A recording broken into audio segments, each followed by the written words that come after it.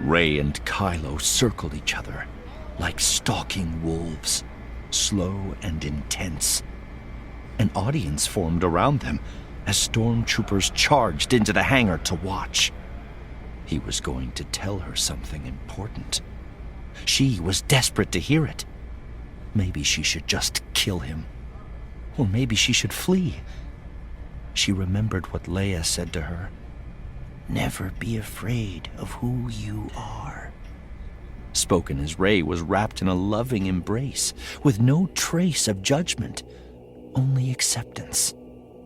The memory filled her with resolve, with strength, and she asked, "Why did the Emperor come for me? Why did he want to kill a child? Tell me." He stepped toward her. Because he saw what you would become. You don't just have power. You have his power. Dread was a dark miasma, filling her until she was sick with it. She knew what he was going to say. She knew it. You're his granddaughter. You are a Palpatine. He let the words settle for a moment. She backed away toward the hangar entrance, away from his words, away from the certainty rising within her. It was true. She sensed it. All the darkness inside her, the rage. Kylo pressed forward mercilessly, backing her closer and closer to the void. My mother was the daughter of Vader. Your father was the son of the Emperor. What Palpatine doesn't know is we're a dyad in the Force, Rey. Two that are one. Her heart stopped. The dyad. His words rang with truth, deep in her very soul. They shattered her, emptied her of everything. She forced herself to continue edging toward the abyss where the hangar ended and the high atmosphere of Kijimi began. Rey peered over, gauged the distance to the hazy ground. Too high a jump, even with the help of the Force. Maybe she should try it anyway. We'll kill him, Kylo said. Together. And take the throne. He removed his mask. A gesture of vulnerability. Trust.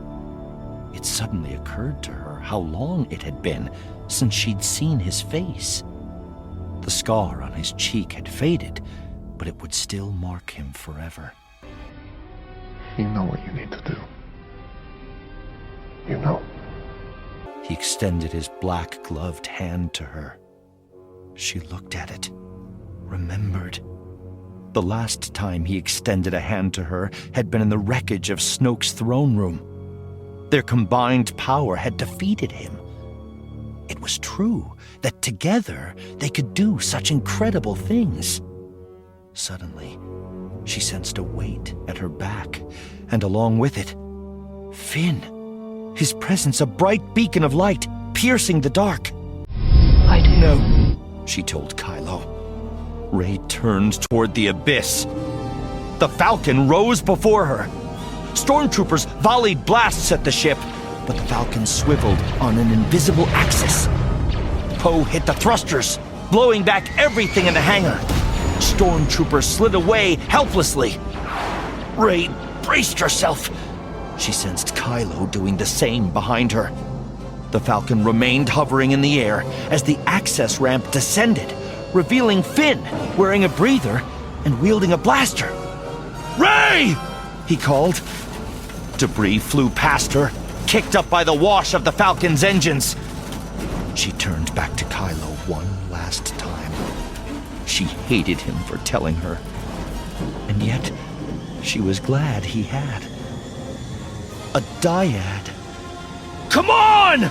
yelled Finn. She sprinted for the edge, then launched herself toward the Falcon. Finn grabbed her arm before she could sail by and swung her onto the ramp. They sprinted into the Falcon's belly as the ramp rose, closing them in. And the floor shuddered beneath her feet as Poe whipped the ship around and hit the accelerator.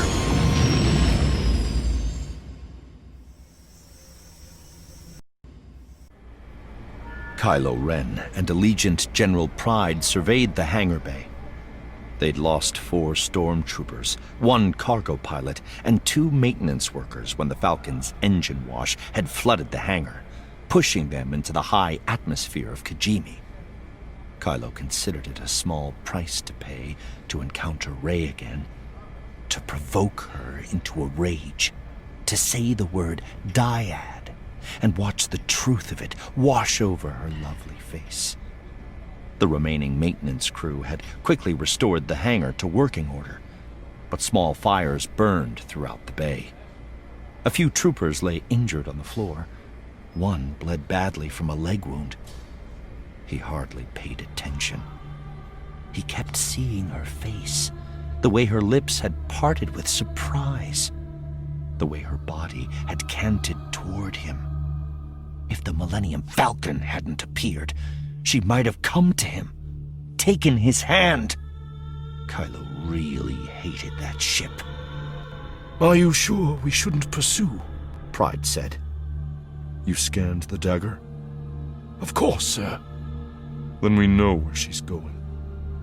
He'd been so very close, but now she knew the truth. She would accept it. She would come to understand that darkness was her destiny.